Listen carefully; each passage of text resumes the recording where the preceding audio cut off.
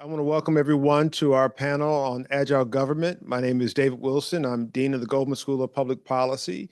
We are at the University of California, Berkeley, but we're looking to have more of an impact and presence here in Sacramento.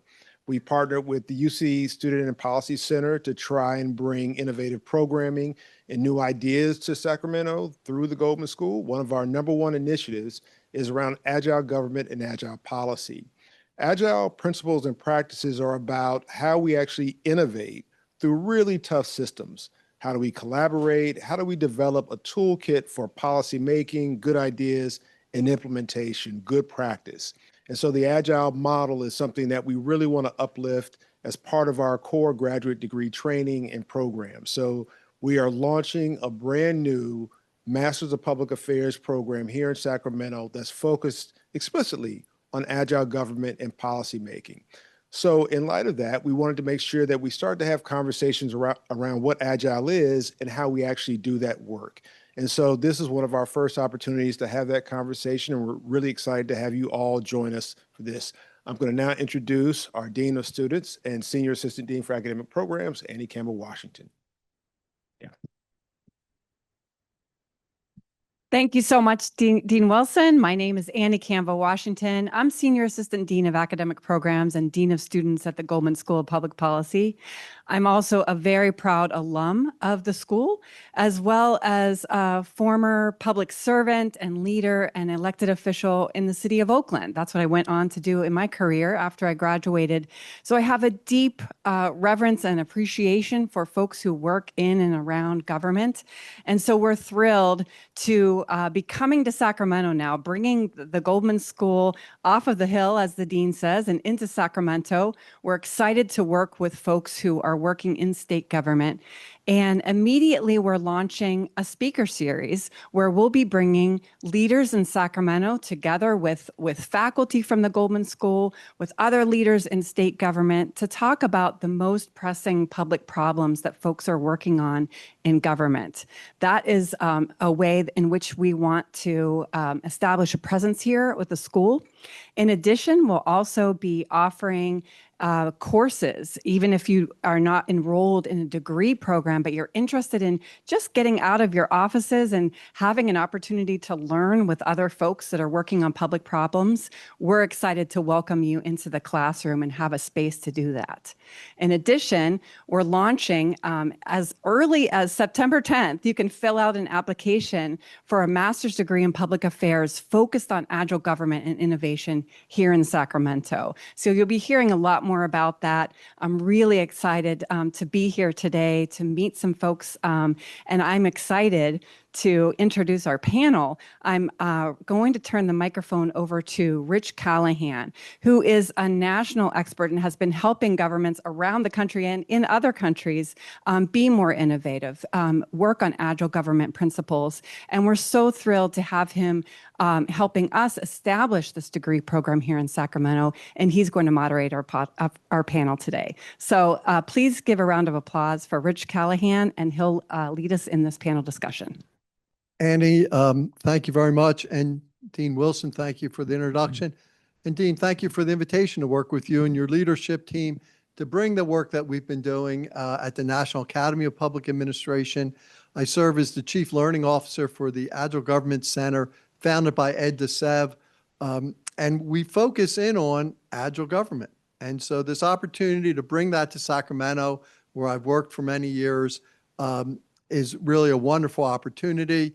I teach in graduate programs and work with people across the nation in executive education and in really developing leadership skills. And Agile gives us a chance to really bring those together to have impact. And so with that, what I'd like to do, and we have three great panelists, and we'll be joined by a fourth one today, who will be teaching in the upcoming sequences of three courses for the Goldman School in Sacramento, and specifically teaching not just about agile government, but actually how to do agile government.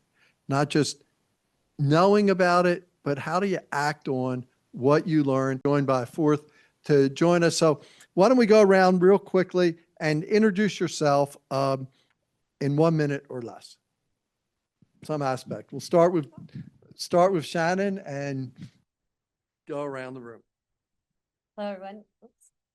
Hello, everyone. My name is it working? Yeah, there we go.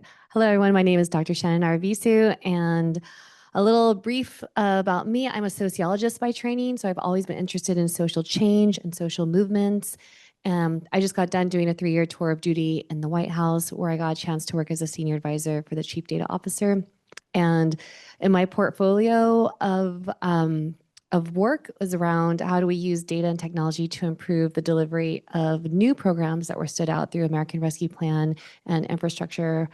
And prior to that, I had my own consultancy working in the private sector, mostly in Silicon Valley, San Francisco tech startups doing agile organizational development. And so the pandemic for me was a big wake-up call to help public sector organizations do this work. Hello, my name is Jody Travesero, and I have worked for 30 years across a variety of far corners of state government, local government, and special district government. Board of Equalization, taxes and fees, now the California Tax Agency. I worked at CalHR. I worked at the City and County of San Francisco, running their emergency management program for the first 6 months of COVID, and then also worked at BART. And I'm recently retired and currently working for the Secretary of State, Shirley Weber. As you know, we're dealing with a very unique time right now with a new special election perhaps coming up in the next couple of days. So bottom line is I learned a lot about organizational culture, and this specifically from Rich over here, by the way, who was my mentor at least 15 to 20 years ago and helped me basically survive and thrive, I would say, during some of the most challenging times in my career. But if there's one thing Rich taught me, it's that organizational culture eats strategy for breakfast. I'm quoting you, Rich. And it's one of those things where here you are learning about the most time-tested, or maybe the decades of academia have taught us what leadership means and how to run organizations and what, how to build a culture where agile government is possible. And of course, when you are out there in the real world, you realize there's something wrong here and it's not working. So bottom line is we're here to help anybody who's a part of this program not only survive, but thrive and actually serve the people of California and solve problems that are very impactful. And that includes feedback loops and listening to the communities and being, pivoting when necessary. One of the primary roles in my career that taught me about agile government was the Governor's Office of Emergency Services. So by declaring emergencies, right, we're able to pivot and save lives. So the bottom line is we shouldn't have to declare an emergency, right, to be agile.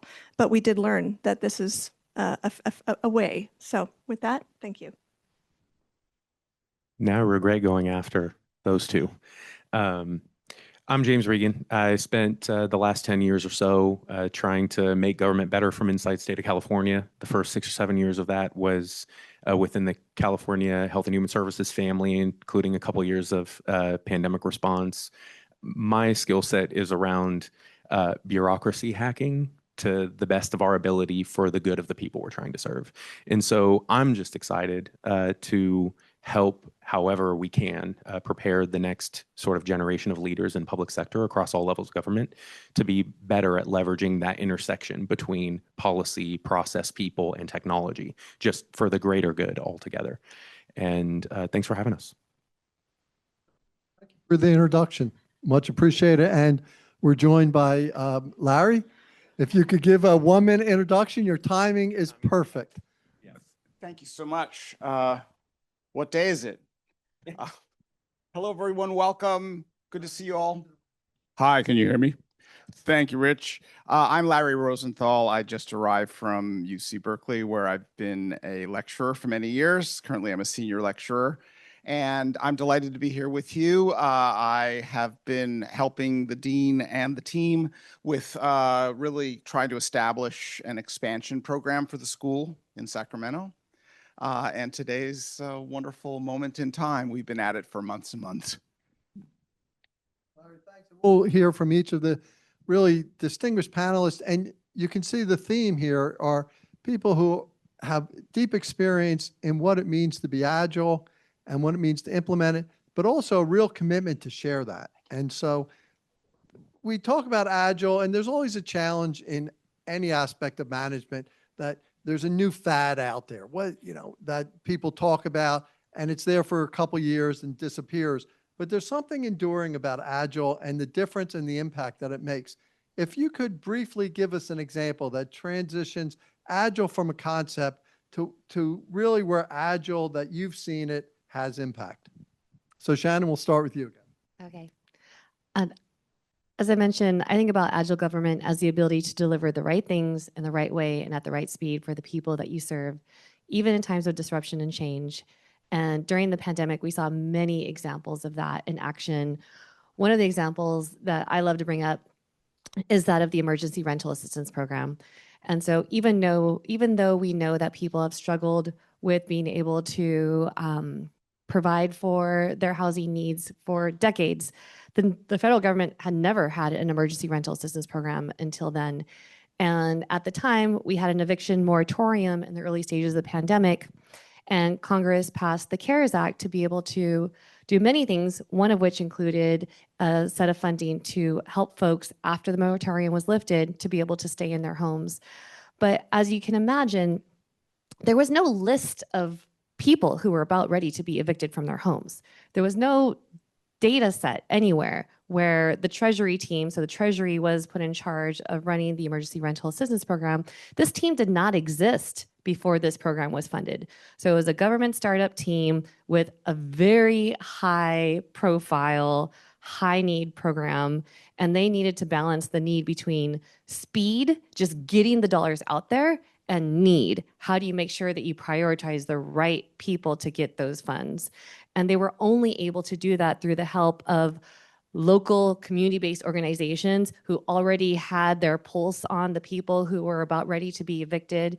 And so what it did is it created this network of county, local, and state folks working with the federal government to rapidly figure out what are the best practices that we can implement in order to deliver this funding to the homes that need it most. And this program was later evaluated by the Office of Evaluation Sciences, and they found that the program indeed succeed in balancing need with speed, saved over 1 million people, 1 million households from being evicted, and the households that needed it most, which were women-led households, primarily African-American women-led households, were the ones who were prioritized in that.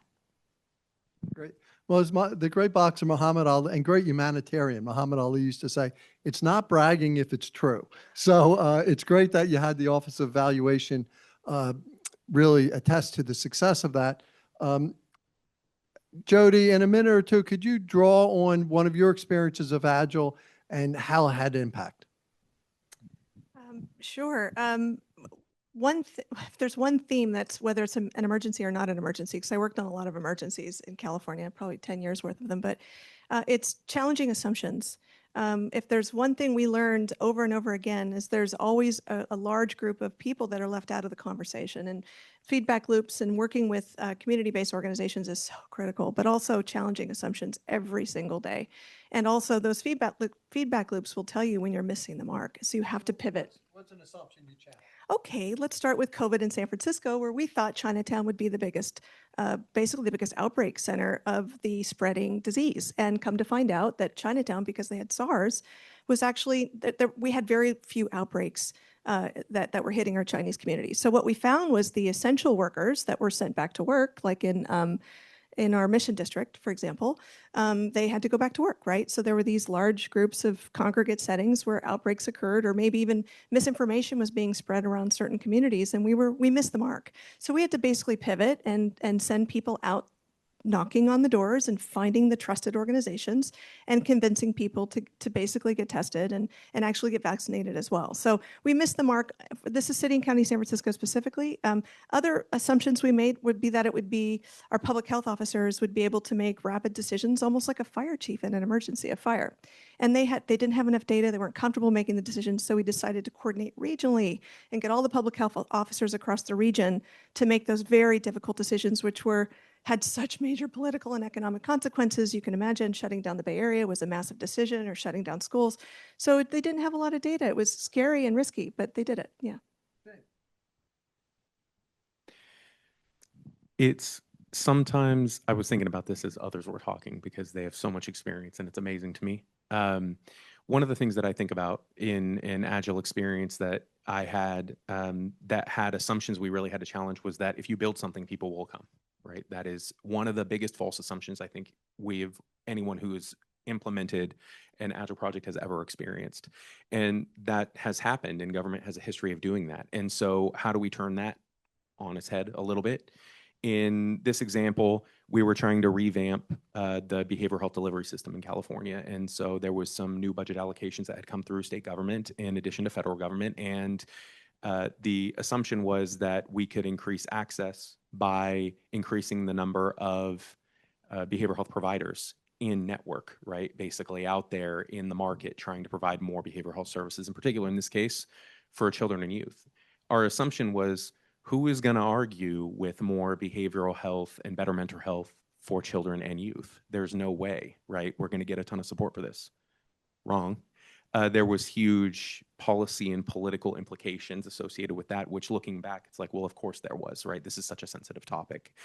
But when you're on a mission as a government leader, it's easy to get caught in that, well, we believe in this, so other people will too automatically, and that's just not true.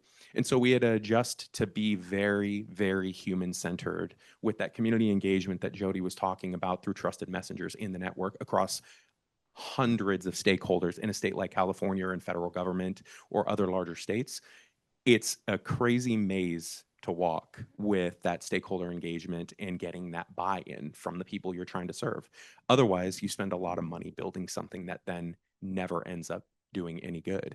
And so it's an interesting challenge when it comes to Agile process and policy. What can you do to prepare ahead of time to get buy-in for something, even if the policy has not passed yet, so that when it does, you're ready and you can hit the ground running right away? Great. And Larry, you're uniquely situated amongst the panelists because last year you taught a wonderful course on innovation, change, and Agile.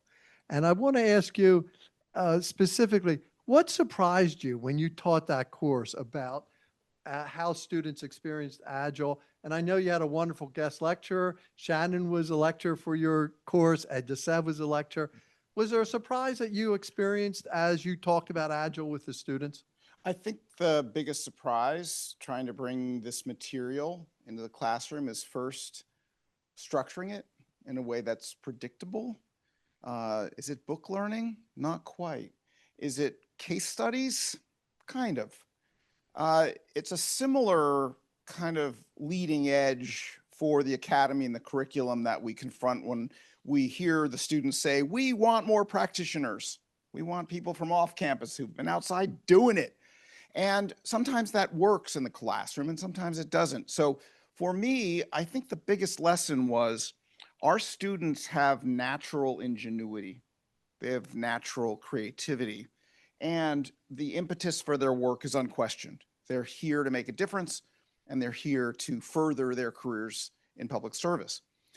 The big question for me and the academy, I think, if I can be so bold to speak on behalf of the academy, is where ingenuity lives in our curriculum and in our practice. When I was trained in this academy, the idea was we are going to become expert analysts to form new public policy. The policies of the past, those have been routinized and are running basically perfectly. And when there are kind of anomalies, there are wonderful skilled managers who adapt. I think we're in a different environment now, and it was kind of getting with students in a direct way to say, what if you're in a situation where there is no routine, where there is no by rote, there is no procedure to follow, and to echo what other folks have said, there is no data. What do you do then? And I think I was gratified to see them step up to the opportunity, Rich, but also join them in, I think, a humble way to really look at a potential mismatch between what we teach and how folks need to practice in those environments.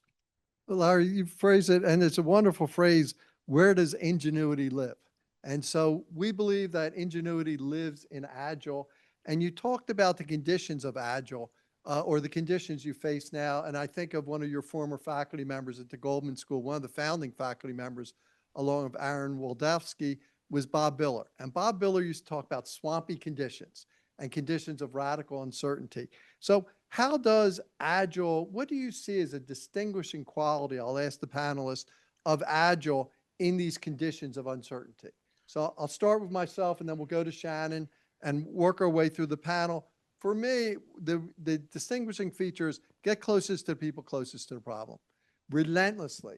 Start with that. Start with what they called at the Veterans Health Administration. What's the customer journey? And really get feedback and structure it in so that you're not getting feedback by accident. So with all your experience in Agile and Larry's experience in teaching last semester, Shannon, what would you say is a distinguishing quality that you've experienced that Agile brings to the table? Courage. I think you need to have courage if you are really attuning to the needs of the people and conceptualizing programs that maybe didn't exist before and designing them in the way that have those tight feedback loops so you're continuously improving. Many of our government agency structures are not designed for Agile right now, and it takes someone sticking their neck out, hopefully with a team of people behind them, to say, we really want to do this and we believe in it and we're going to have the courage to stick with it. Dog with a bone courage, right? Be persistent. Once you're building all your, we say government's all about relationships and you're building all these relationships. But one of the main themes I would say of Agile is conflict. You're going to create conflict. So how can you build relationships in a way where you can challenge your boss's assumptions or the organizational assumptions and still keep that relationship? So it's critical to keep relationships, but it's also critical to be able to have disagreement and conflict because it's hard.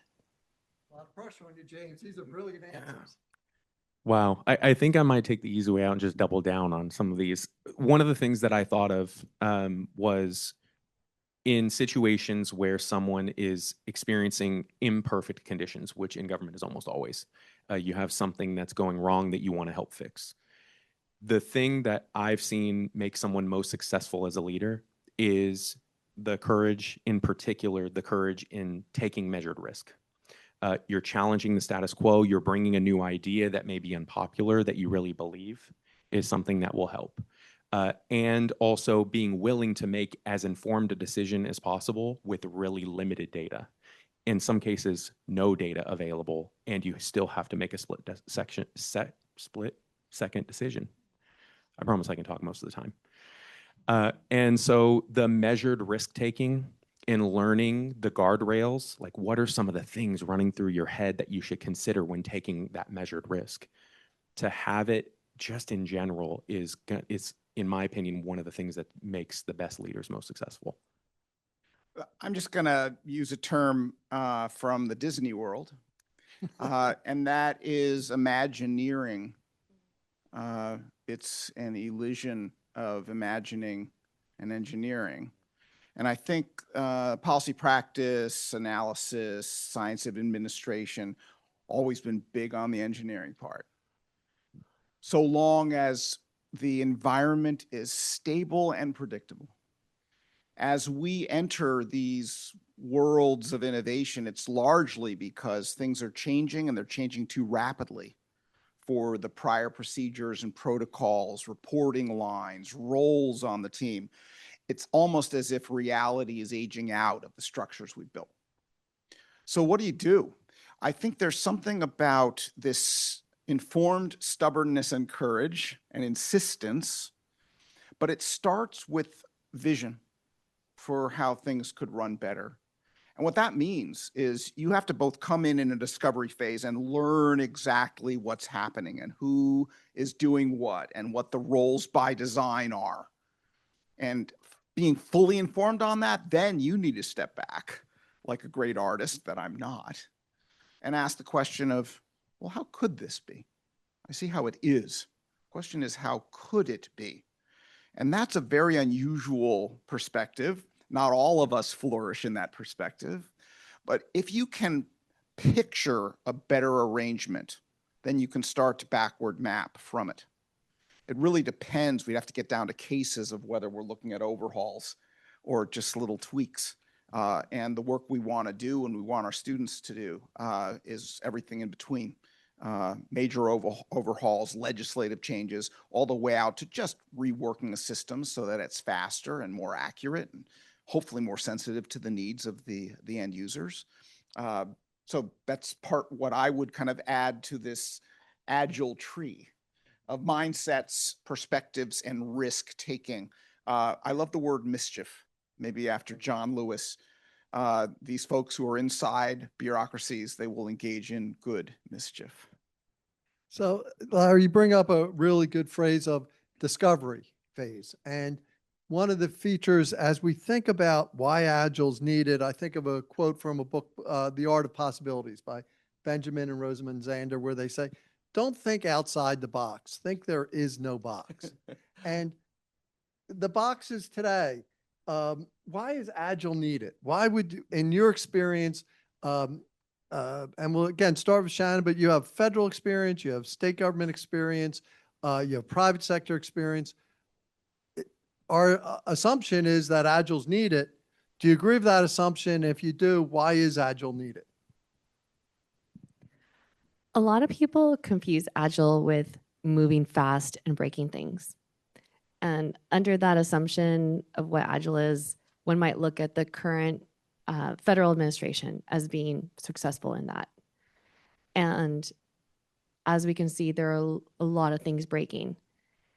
And there's a huge need right now to show that you can govern effectively in a way that is actually attuned to the needs of people. And there are states like the state of California who has an opportunity to demonstrate that now more than ever. I'll just leave it at that. Yeah. Interesting. I say look at any org chart in government and you can say this needs to be fixed somehow. You know, everything is put in a box. You're like, that's a silo, that's a silo, that's a silo. So I don't know. I just think that there's an obvious opportunity year over year. I mean, I've been gone for a couple of years now and I'm learning there's new silos that have been established after we broke them down. So it's just a natural, I think, way of just organizing and functioning that the larger something is, the more difficult it is to sort of stay in touch and communicate and collaborate. So.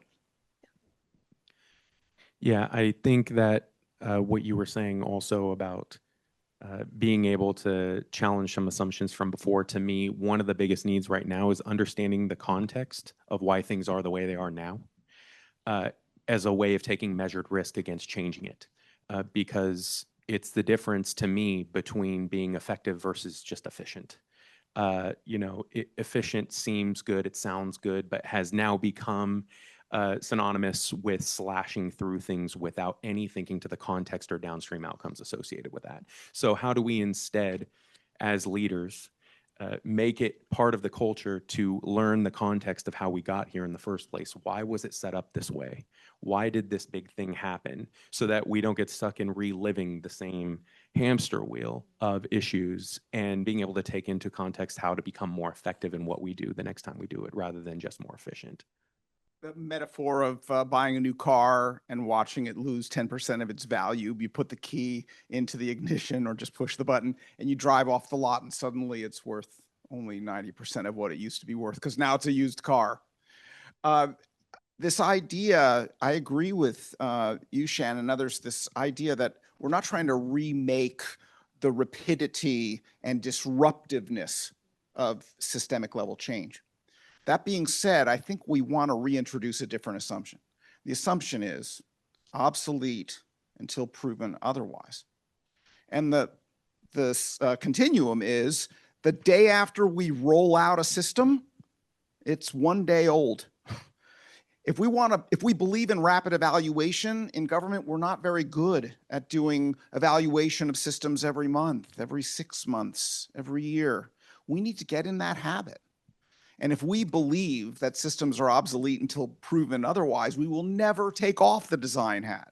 We will never take off that lens that says, how's the system really doing? How are its users really doing? How are the end beneficiaries really doing? And if we continue to ask those questions regularly, then we'll shift into an era of continual redesign rather than the government story that I found, which is they designed it years ago, we're creatures of habit, and it's still that way, even though it was rolled out during the early part of my career. We rolled this out in the 40s, still works great.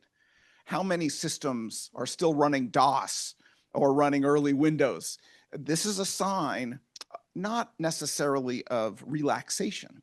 It's a sign that we assume things aren't obsolete when we should be assuming the other. The burden of proof is on the person to prove things aren't obsolete. Well, in working nationally with National Academy of Public Administration, one of the key questions has been the question of trust and public trust. And so as I think about a distinguishing quality of Agile, I recall presenting on Agile government, trust, and democracy at the International Research Society for Public Management Conference in Italy this year. And one of the academics who was there said, trust in what? And I thought, well, we have this assumption. We can just use the word trust and Agile. And it really helped me clarify. It's trust in the capacity of government to do good. And so working at Ed to Sev nationally, one of the distinguishing qualities of Agile is a focus on, it's not just improvement for improvement's sake, it's improvement to build the public trust in the capacity of government to do good. Government's done well in the past. There's programs that have worked. There's programs that made profound differences in people's lives. And yet, not just in the United States, but internationally, all the polls show there's a decline in trust. And so part of one of the strategic initiatives that Dean Wilson has introduced at the Goldman School is on democracy. And so to me, a distinguishing quality is really that Agile helps you get at the questions of trust and democracy and how they're connected through government performance.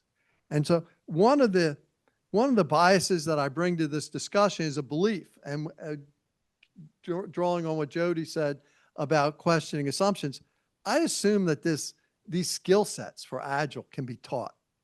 Is that a good assumption? Shannon, am I on the right track, or is there, and Larry talked about some of the challenges, but in your experience, as you're working with people and as you're trying to implement Agile practices, is that a fair assumption that not only it can be taught, but it can be learned? Or do I really need to question my assumptions? Of course it's taught. I mean, no one's born knowing how to be a silo buster. Like I mean, the skills that we teach, like, yeah, you need good mentors and you need a sandbox to play and experiment with. And you need really good examples to learn from. And it's all experiential. Like these skills are, no one's born knowing how to do this work well. So, but I think to your point around like the philosophical component of Agile, I think that's a really interesting question. Because there are governments out there that are very efficient when it comes to government performance, but you would not say that they're necessarily oriented around good government. And so, like, if philosophically, when I think about Agile government, I think closer to the work that the government of Canada implemented early stages of the pandemic, when they had an opportunity to pause and say, what is the purpose of government? And they initiated a year-long study. They did surveys, they did focus groups, and they went to the people and they said, what is the purpose of government? And they heard overwhelmingly, it's to improve the quality of life for people. And then they said, okay, can we define that? And then they said, yes, absolutely, we can define that. We could look at economic dimensions, we could look at health dimensions, we could look at education dimensions, we could look at mental and behavioral health dimensions. And then they defined it, and then they quantified it. And then they are able now to link all of their agency priorities to these quality of life dimensions. And that's how they have developed their government performance framework. We're getting better at improving the quality of life for people. And so, those two combinations of the skills and then the philosophical orientation.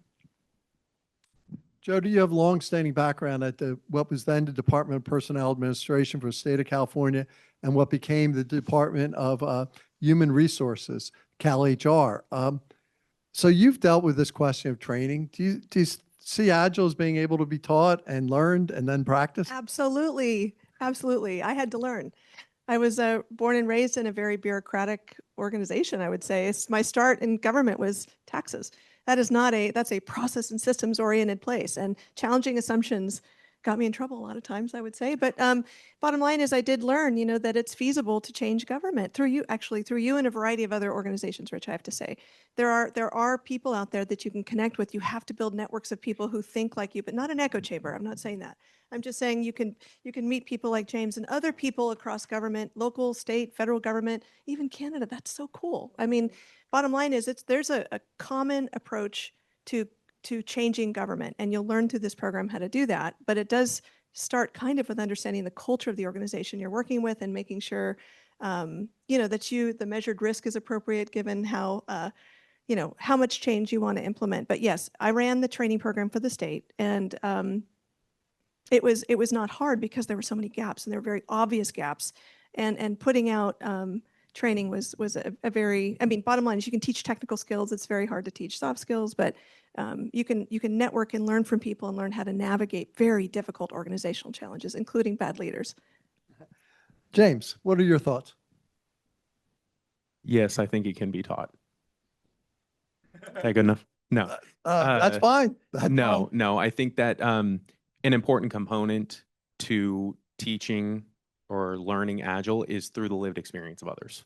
That's that mentorship component that I think, have been talking about was one of the most important aspects of me being more successful across various careers and projects, was that mentorship and the lived experience associated with the use cases and case studies that comes on top of the instruction and familiarity with the concepts.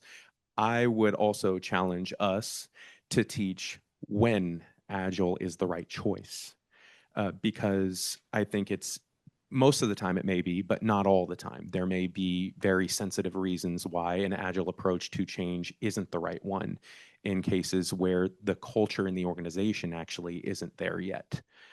For example, there's tons of cultural components within government that if you don't tackle that first, then as successful as you are as an Agile practitioner, you won't get anywhere. So you're cautioning us that if the only tool you have is a hammer, everything looks like a nail. So you have to make sure it's the right time and place for Agile. Larry, your thoughts as someone who's been teaching that, Rich. The objective is learning. The training and teaching is a means. So maybe I pivot on that question and say, can it be learned? And my answer is, it better be learnable. And in fact, professionals in the public service, they do their own styles of learning. They may not be thinking about culture and organization theory and hierarchy and the boundaries of the organization and how they define roles and reward and provide incentives. Those are all wonderful things for organizational theory, and the academy has not been doing half bad at that. Well-taught public administration and public policy has had an eye on management all along. The challenge, I think, is how much of this learning is necessarily experiential. It can't really be book learned or classroom learned. And that makes me feel a measure of humility being in the classroom. Now, notice if I present to you as a humble person, you might trust me more. So what is trust? I think first, this organizational feature is humanizing the operation of government so that people know it's not a thing, it's a they, just like the people who are entrusting, the people wanting to earn and secure and live up to trust are human beings. And I hear a lot of my fellow residents not treating government that way. They abstract it, they make it into a non-human entity. It's a thing, it's a system. What's underneath that? First, they didn't choose it, they didn't design it, it was handed to them, and they don't feel like they can touch it. So there's a lot of work we can do on the trust front. It isn't just about being trustworthy. I think it's about changing the relationship between those of us who are out in the social environment and those of us who are working to maximize welfare and well-being. So a lot more to say. You actually asked a double question. One is really about trust. And then given our desire to build trust, what is it? Where does Agile fit in? And how can we get students to want to study this and live it? I know they're going to get a measure of it just in their careers. Can't help it.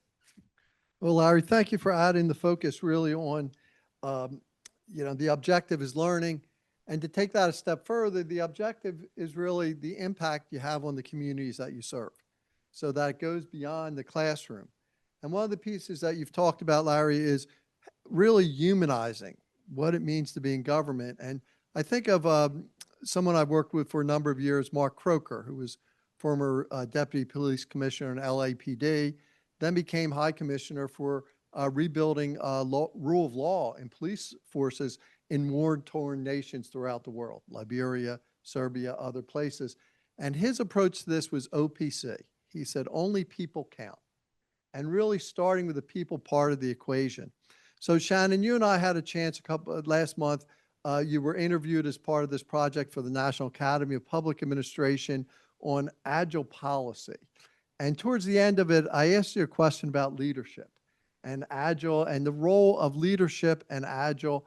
And you really shared with us, and not to put too high a bar or pressure on you, but you've been thinking about this and wrestling with this question of what's the role of leadership in doing Agile and Agile policy. I was wondering if you could share some of those insights, and then we'll ask the rest of the panel.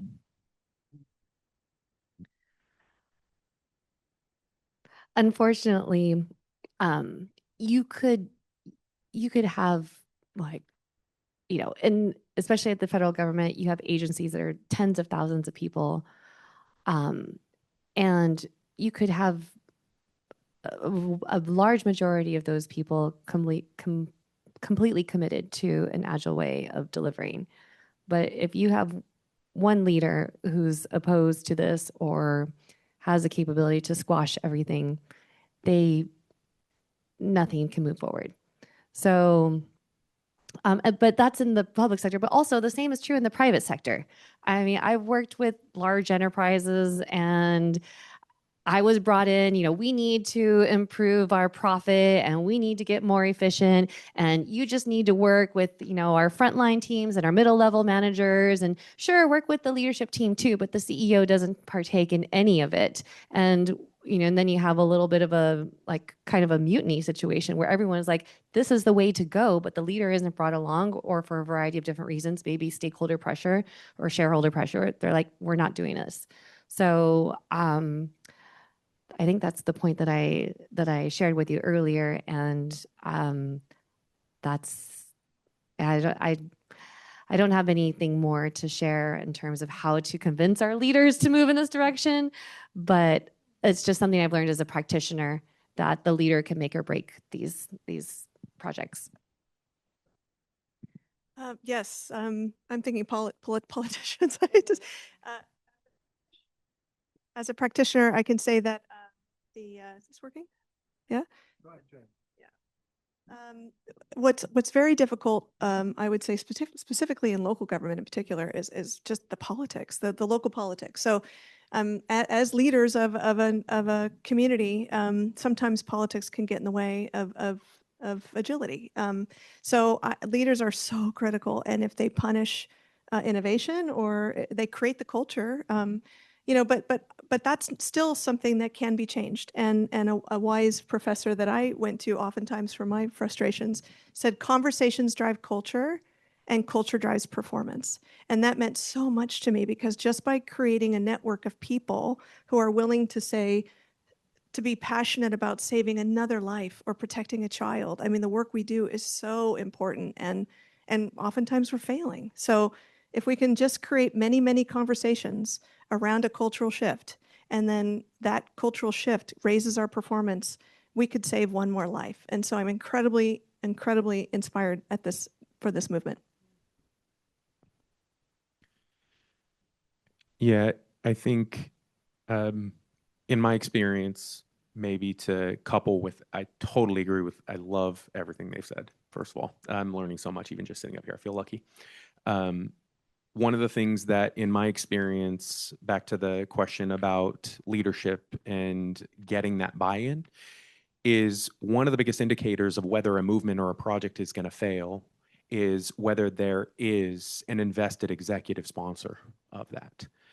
It seems tactical. Anyone who's been in project management or product management or any other initiative maybe sees the executive sponsor as someone who is their name's on a line on the project plan. But if that effort wasn't born of executive sponsorship and having regular investment by a leader who is invested in that, then the chances of that being successful drop dramatically.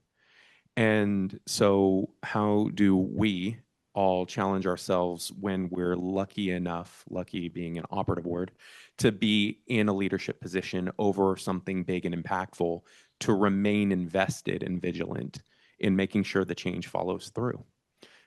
It gets very hard, in particular in government, where everyone is waiting for their chance to take a shot at you. They are. And for one reason or another, it may be for a variety of reasons. You could be the most committed and purely committed to what you think is the best cause ever.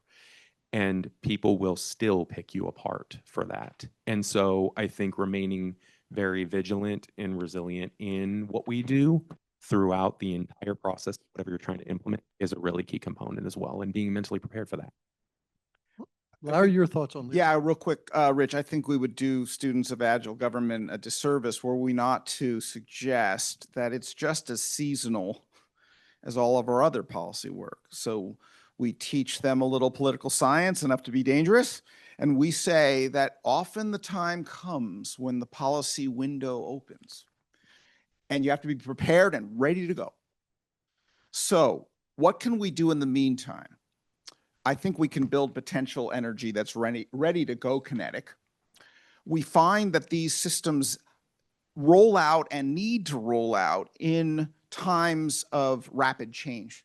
And typically we would call that organization resilient. If it's able to do that spin and get to a new mode of production and culture and outputs and rapidity, simply because necessity is the progenitor of invention. If you have stable leadership, it's often because the dynamics are quiet and boring. The minute things start to change, leadership itself may be gripping. And so to the extent that we can make the leaders of organizations shiny and famous because we're able to adapt, that will be a product of what we built in the meantime, which I think is this small cabals of agile-minded people within these systems who are ready to go when the opportunity arrives, sometimes in virtue of leadership and choice, sometimes despite it. Great. Well, as we wrap up and as we think about your final reflections, as a last question, it's clear that Agile government's not a spectator sport, that it really takes courage to ask the right questions and to question assumptions and to set up the different aspects that you've talked about in terms of connecting with community-based organizations, building networks, doing decision-making in environments of limited information, really building and getting support from the beginning, and being ingenious, really not accepting the world as you find it. And so just go around the panel and what are your final thoughts or reflections, something you might have wished you said before, or something you want each of us in the audience to leave with in terms of drawing on your experience, practicing Agile government, teaching Agile government? Any final thoughts? I thought of this other project that I have right now with the city government where we're developing a new performance management approach with their performance dashboards. And what they had currently is a set of performance dashboards that were really focused on, are we doing enough things? Like, are we setting up enough shelters? Are we, attracting enough jobs to our city? Are we cleaning up enough graffiti? And they had these dashboards that just showed basically all of their activities. And then they would present it to the city council, and the city council would say, yeah, but are these the right things that we're doing? And what are you learning about how we need to get better? And so it's an opportunity for this city to build a learning culture and then to orient their dashboards around that learning culture. And it's really awesome to see, and this is a big city in California, to see the shift, and it's happening within a matter of months because everyone just got committed to it. And so I just want to leave with the notion that this work doesn't have to take years. And if there's a recognition that we need to do government better across all levels of the organization, you can actually make change quickly. That's excellent. I think there are opportunities everywhere to make a difference. And anytime you walk along your street or drive the freeways or see people suffering, this is an opportunity for you as leaders in government to apply the Agile government theories and practices in a job that you want and making a difference. So I think it's exciting and important. And we need everybody. So please jump in because like Rich was saying, this is not a spectator sport.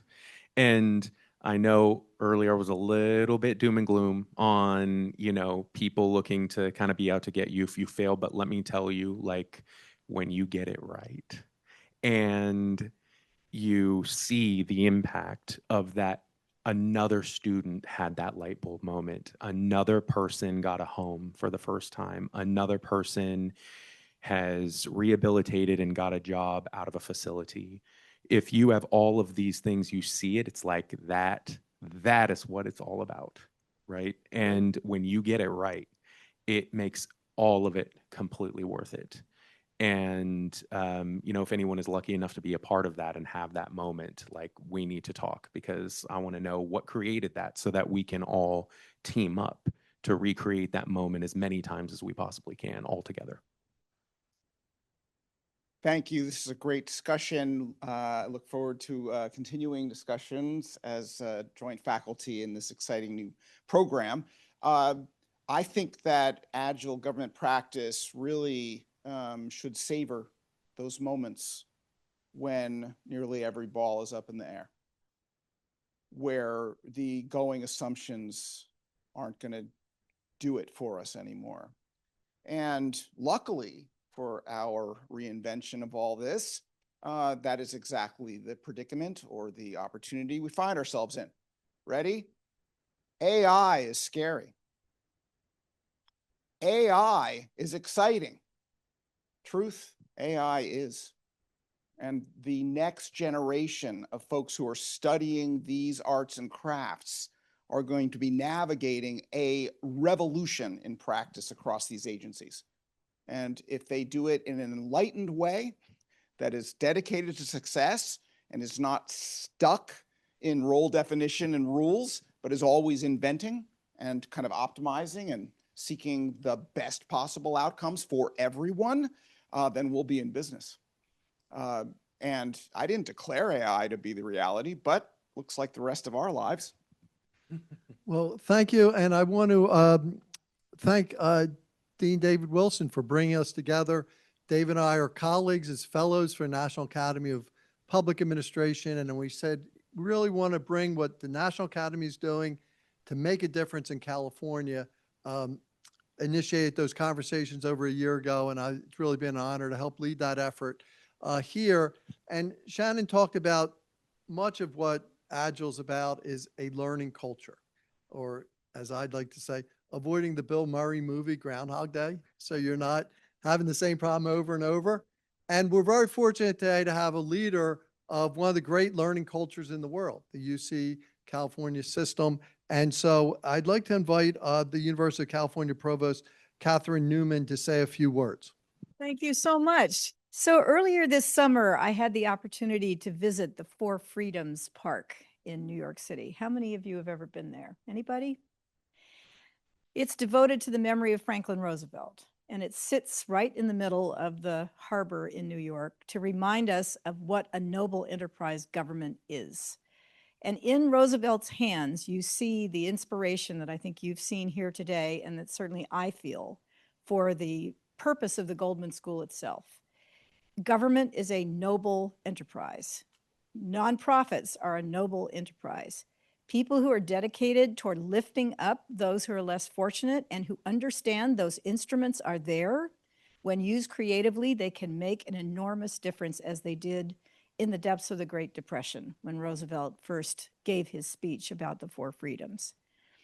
As a sociologist interested in the working poor for my whole career, I can say I have seen the kind of inspiration that the social sciences generally and their application through institutions like the Goldman School, what that can do to make a difference. And we are, as my colleagues have said, in a moment now in which the country is going to be called to decide what kind of society it wants to be. This is not something around which we are united, clearly. But I have to believe that a day is going to come when the mistakes that are being made now are going to be recognized for what they are: disastrous directions that will damage the poor, that will make us a weaker society, that will create greater and greater division. But when we finally get to that day of reckoning, it will be people like you and people like my colleagues here who will lead the way toward a much better social order. And that depends on understanding what's possible. That depends on harnessing the instruments. It depends on recognizing that leaders come and leaders go, but these principles, these goals, these missions matter forever. I am so excited about the Goldman School coming here to Sacramento for several reasons. First of all, I don't think Washington's going to be a very interesting place to be for the next few years. I don't think anything very constructive is going to happen there. But here in this state, which is devoted to innovation, even under extraordinarily constrained financial circumstances, which, yes, that's how we roll right now. Nonetheless, this is a state that is devoted to innovation, that sees this mission of lifting up the entire population as core to its own being. That's what makes California such a special place. And this is the policy heart of California. So when Dean Wilson agreed to bring this program to Sacramento, I couldn't have been more thrilled. This is the front door the University of California has to the state legislature, to the governor, to everything of consequence that happens in the state of California. And you want to be part of that, because this is where we're going to prove Washington is wrong and we are right, and we are headed in the right direction. And we're going to figure out how to do that even under circumstances that are not the fiscally best we've ever seen. That's when you really need talent. People who know how to innovate, people who know how to be efficient, people who know how to see their way around corners and get us to where we need to go. So I say this as a proud part-time member of the Goldman School faculty. Not that I get to use it in my current day job, I don't very much, but I remain an incredibly strong supporter of this school and encourage everyone here in Sacramento, tell your friends, beat your door down here, bring everybody here to learn what the Goldman School has to teach you about being an effective public servant. Thank you so much for giving me this little bit of a soapbox. Well, again, I want to thank the provost, a leader of a great, well-respected internationally learning center, and want to hand things off to Annie, who's been a great colleague. You've heard about people talking about navigating and negotiating. She's navigated and negotiated to help make this program be a reality in Sacramento. So Annie. Thank you so much, Rich.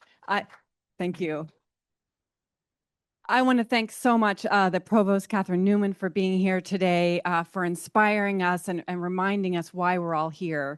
Thank you to Rich, Shannon, Jody, James, and Larry for a panel that was inspiring. It was also really real, talking about what's happening on the front lines. I know a lot of you are on the front lines, and we're grateful for your presence here today. We invite you to come back. We'll be back here again on September 30th when Nani Coloretti, who is an alum of the Goldman School and is also the Cabinet Secretary to the Governor, will be in conversation with Dean David Wilson.